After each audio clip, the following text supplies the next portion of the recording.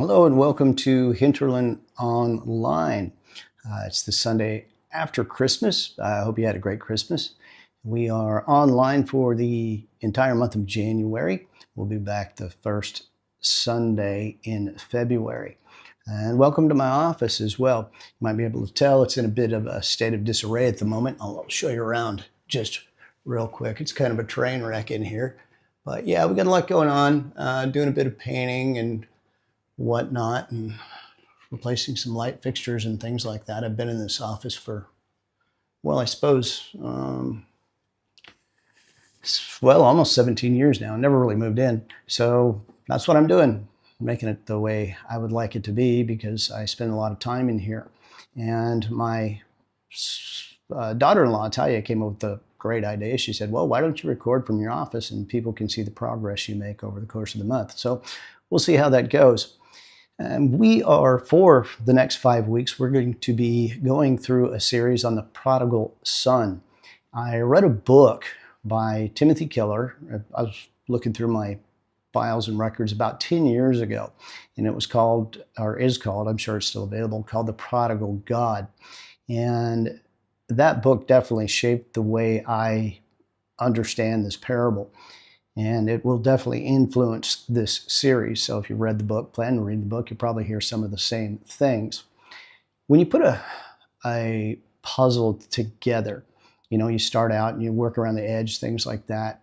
As you put more pieces of the puzzle in place, you get a better picture of what the puzzle is, better understanding, more clarity.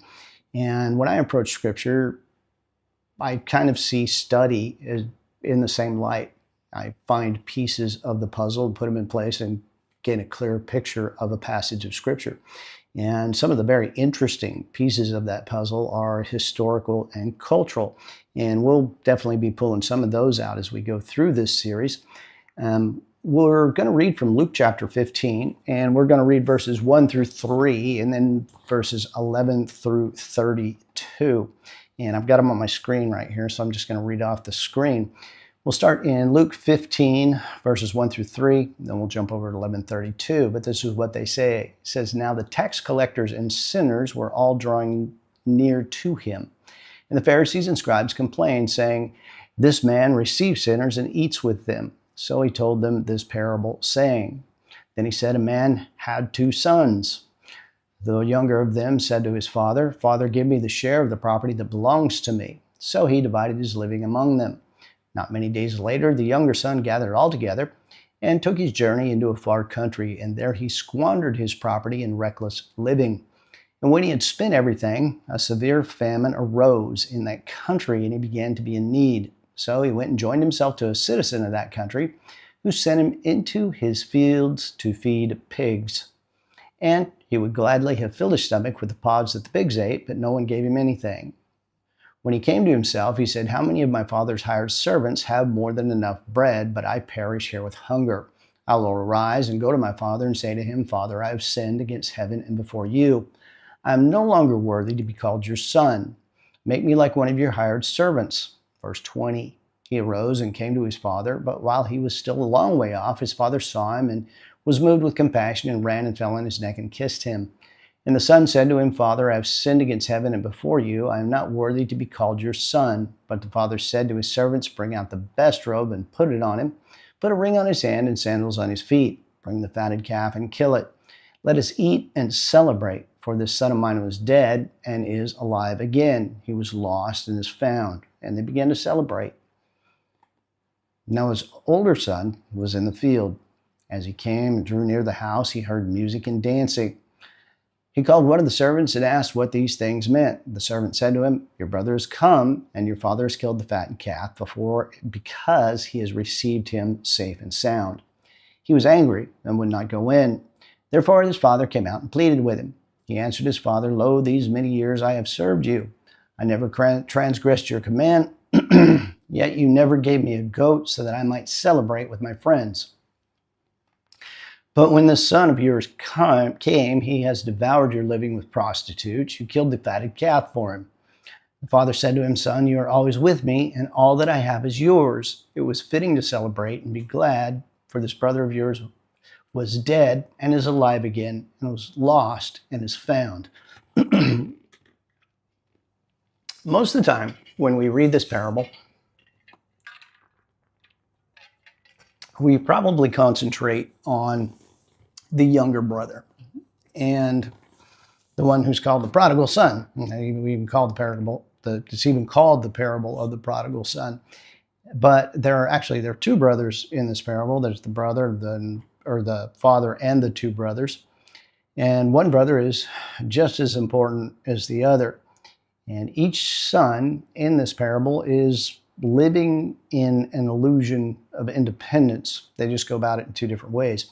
And looking at the historical and cultural context of the time can help us better apply the biblical principles in our own time.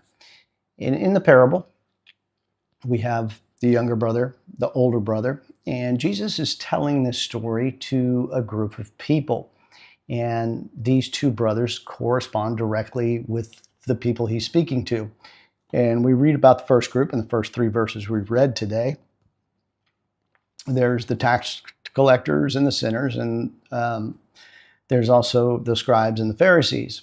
And the tax collectors and the sinners were not considered moral people. They're like the younger brother in the parable. It's like they had left home, they had left any moral or religious upbringing they may have received growing up. They left all that behind. And the second group of people listening to Jesus are the scribes and the Pharisees. They are, I guess you could say, the moral counterparts to the publicans and the sinners. You kind of have both ends of the spectrum here. And they are religious people who respect their heritage and hang on to it. They have not left their moral teaching or their religion behind. They have kept it. And they prayed, followed the moral traditions they had been taught growing up. And they were generally considered to be good people. They were faithful, they were moral, they upheld religious obligations, and so on. So they were good people. And when you look at verses 1 and 2 in this parable, you learn a couple of things about these two different groups of people and about Jesus as well. And the Bible tells us that publicans and sinners were drawing near to Jesus. Jesus often interacted with people like that. The younger brother types were even drawn to him. And I think it's fair to say that he even attracted the younger brother types. The publicans and sinner type people. And that's a pattern you can see in his ministry as well, or the tax collectors, publicans, same thing. And one of the constant tensions Jesus faced was that his willingness to interact with the publicans and the sinners, the tax collectors, upset the moral and religious people, the older brother crowd. And you see that in verse 2, the Pharisees and the scribes, they were murmuring, complaining, and said, "This man receives sinners and eats with them." And this is one of those cultural pieces of the puzzle that when we put it in place, it gives us a better picture of what this parable is about and how to better to understand it. In our culture, we get together, we have lunch, we have coffee, we sit in the cafe with people. Sometimes we do that for business, sometimes we do it for social reasons. We just do it. It's nice, it's important, but it's really not that big a deal. It doesn't speak to who we are so much when we do that. We do it without much regard to the other person's, personal life or behavior. We'll sit down with just about anybody. And often that's the way we even get to know people. Hey, let's get together and have coffee. It's something that doesn't hold the same significance for us as it did in the culture of the day. In that culture, eating with someone wasn't just a neutral get-together. That communicated acceptance. It communicated moral and spiritual alignment with someone when you did that, when you sat down to eat with someone. And Jesus tells this parable involving these two brothers after the Pharisees and the scribes are complaining about him having a meal with publicans and sinners. And he's comparing the publicans and sinners, the tax collectors, to the younger brother and the scribes and the Pharisees to the older brother. When you read this parable, you have to wonder, maybe think about, maybe ask yourself, who is Jesus trying to reach and teach in this parable? When this parable comes up, people generally tend to focus on the younger brother who runs off, he gets himself in a bind, he takes his money and blows it in a faraway country, gets himself in a difficult spot, and then he returns home to the father. And that's true, that does happen for sure, and many of us can relate to that. Our Heavenly Father most certainly does accept the younger brother types who realize, I'm in a real bind here and I need the Lord. But if that's all we get out of this parable, we're missing some very important pieces of the puzzle that give us clarity of the meaning of the parable. Without the rest of the picture, someone who might be a moral or religious person, someone who's been in church for a while, can separate themselves from the people in this story and seeing it as, well, it's not about me, or see it as being about someone else, when actually it is about moral and religious people. And when we understand that, we can look at this parable with fresh eyes. We can see it from a different angle. And people listening to this parable might see it as, a heartwarming tale of a son returning home to his father after he was, blew all his wealth in a faraway country. And then his father's happy to see him, they hug, and everyone thinks, oh, that's a nice story. The father accepts him back, that's great. It has a happy ending. And the prodigal son is even a bit of a cultural trope in that sense, I guess you could say.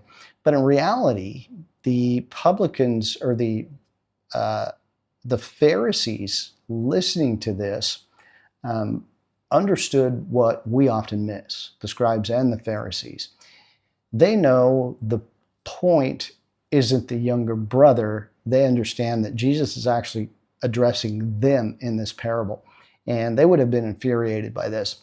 The purpose of this parable, it's not sentimental. It's not about riotous living, although it does have that in it. That's not the point of it. The purpose of this parable is to shine light on the condition of the older brother. And Jesus is disassembling what a lot of people think, what a lot of people have been taught about how people relate to God. There's a lot of common misunderstandings that he's picking apart in this parable. And the younger brother feels that if he has independence from the father, his life will be what he thinks it should be. Of course, we know that's not how things ended up. We may not always act like it, or even care for that matter, but most people know that if you live the younger brother lifestyle and you run off riotous living, all that kind of stuff, eventually you're going to end up like the younger brother in a difficult situation. And this is often understood as a moral lesson. Don't go off and live like the younger brother, which is in there, but it's not the point of the parable. That's the setup. Jesus shows us the destructive lifestyle of the younger brother as a means of pointing out what's wrong with the lifestyle of the older brother. The younger brother's, reckless living, riotous living, that's obviously a dead end. Okay, we get that, we understand that. What's harder to see is that the older brother's way of life actually leads to the same place. In verses 11 and 12, the younger brother goes to the father and basically says, hey, I want out of here, I want to move away, and I want my share of the inheritance. And he's under the illusion that independence from his father is going to make life the way he wants it to be. Now, it was perfectly normal at the time for a son to expect a share of his father's estate. The oldest would normally receive a double share of the estate, and the rest of the siblings would receive a single share. But the thing is that was supposed to happen after the father had passed away. But the younger son goes to his father while he's still alive and tells him, hey, I want my inheritance now. An important thing to understand about that is really how disrespectful that is. He's basically telling his father, he says, I want your stuff, but I don't want you. I just want you to give me your stuff and I want to get out of here. And there probably would have been an audible gasp among the people who were listening to Jesus tell this parable. But even more shocking than that was that the father actually did what the son asked him to do. And respect for parents is always important. It was especially important in this culture. This isn't something that would have normally happened. And a son who made a request like that would probably find himself kicked out of the family and disowned, living on the street. But the father tells us that, or the Bible tells us, the father didn't do that. And he actually divided his living. And when it says he divided his living, the word living is how he lived his life. It wasn't like he just could make a quick bank transfer and give the son his inheritance. To divide his estate up to give his younger son his inheritance, the father had to tear his life apart. And the people listening to Jesus would have never seen a father respond like this to a request like this. They probably wouldn't even have seen someone make a request like this. The younger son, in what he's doing, he's both rejecting the father and he's asking him also to endure a tremendous loss. But the father gives him what he asked for. And the son takes what his father gives him and he moves to a far land and he basically wastes it and blows it. And he eventually runs out of money and he finds himself in a field living with pigs in the mud. And that's a very poor situation to be in. And that's when he comes to the conclusion that, hey, this isn't working. And he realizes he would be better off at home as a servant in his father's house than where he is out here with the pigs, because at least then he would have some food to eat. So he comes up with a plan. He's going to go home to his father. He's going to admit he was wrong and ask him to take him on as one of his hired hands. And he heads home, no doubt wondering what's going to happen when he gets there. And the people listening were probably wondering the same thing and thinking this isn't going to go well for this younger son. The younger son came to a harsh realization that this illusion of independence that he had was only an illusion, and now he has nothing to replace that. He's hit rock bottom. And that's the story of the younger son. But there are two sons in this parable. And the older brother's situation is a bit more complicated than the younger brother's situation. The main difference between the two is that in their own hearts and minds, the younger brother truly believes he's broken and he's wrong. While the older brother, he is convinced that he's right. And when the older brother hears from one of his father's servants that his younger brother is returning home, he's not just unhappy, he's angry about this. And to show his disapproval of what's going on, he refuses to acknowledge his brother's return. And his brother's return home is a tremendously significant event for the family and for the father of the family. And for the older brother to back away from that is a big deal. Not because of his relationship with his younger brother, but because of his relationship with his father. It was a very disrespectful thing to do to his father. And he thinks it's unfair that his brother is being allowed to return and come back into the family. And when you understand why he's so upset, you can kind of empathize with him. But at this point, no doubt some of you have some questions about what's going on here, and we're going to answer most of those hopefully as we go forward through this series.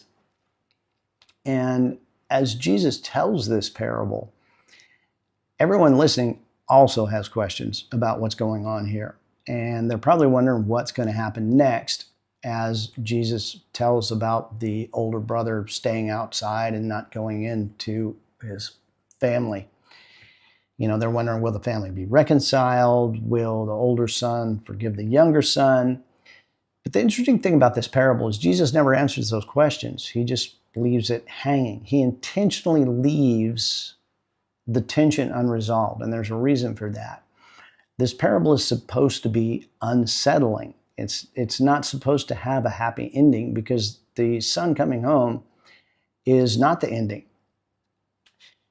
He's not telling a story about one lost son. He's telling a story about two lost sons. Both are living in the illusion of independence from their father. One son, he leaves home openly, he lives recklessly in a far country.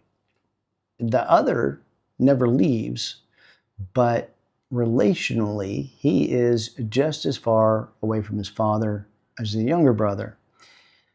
They see themselves differently, but the thing they share in common is that they both believe life will work if they can manage it on their own terms. One tries independence through rebellion, runs off. The other tries independence through obedience. And they are different strategies, but they are both illusions of freedom. And Jesus is showing us that there is more than one way to leave the Father's house. You can leave by running away and rejecting God outright, which is the way many people see it. And I suppose many people do. But you can also relate to him like an employer who owes you something, like the older brother. And that second one is pointed at moral and religious people, the scribes and the Pharisees. And it can be uncomfortable for moral and religious people when we really start to see the point of what Jesus is talking about. Or if we think this parable is about someone else, because it's not. It shows us that being well-behaved doesn't automatically mean being close to God, and being faithful doesn't always mean being dependent on God. And at this point in the story, the younger son has reached the end of his independence, and the older son is standing outside.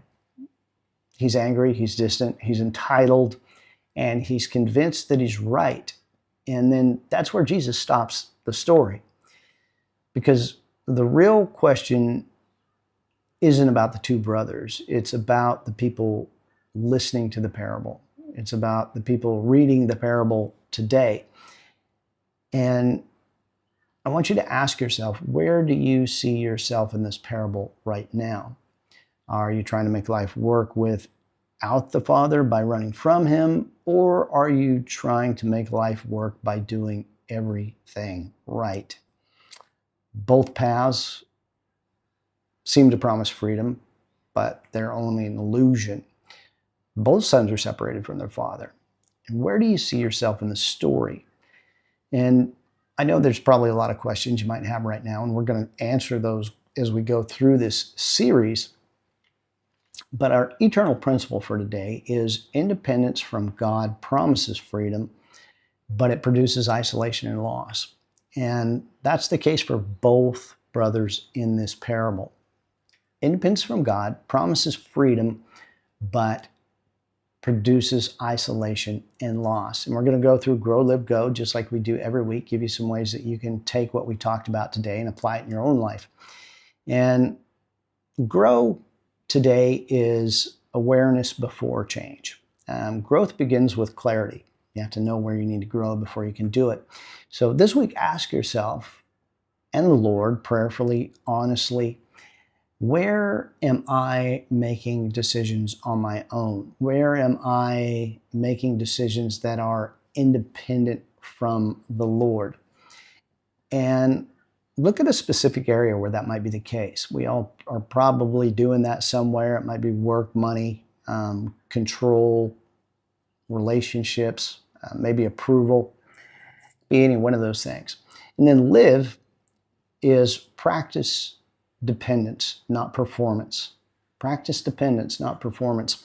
Choose one moment each day to intentionally invite God into a decision that you normally make on your own, because we all do that. We all just blow through things, make decisions, don't even think about it. This week, choose one decision, one moment each day where you intentionally invite God into a decision that you normally make on your own. Take a moment, slow down instead of pushing harder. That's why we do what we do in January. Slow down instead of pushing harder. Recognize dependence on God rather than pushing forward independently. And lastly, for go, practice relational honesty, but do it without oversharing. When someone you trust this week asks you, how are you doing? Resist the urge to say, I'm fine. Tell them how you're doing. I mean, it could be good, but be honest with them about how you're actually doing when someone you trust asks you that question. We're not talking about a public confession or trauma dumping or a counseling session or anything like that. All that's doing is just simply resisting the illusion of self-sufficiency. So when someone asks you, how you doing, that you trust, resist the urge to just simply say, I'm fine, and tell them how you're actually doing. There's no need to overshare. Just tell them how you're doing. Well, that's all we've got for this week. And like I said, I'm sure there's lots of questions. We've got some really cool stuff, very interesting stuff coming in this series that I'm excited to share.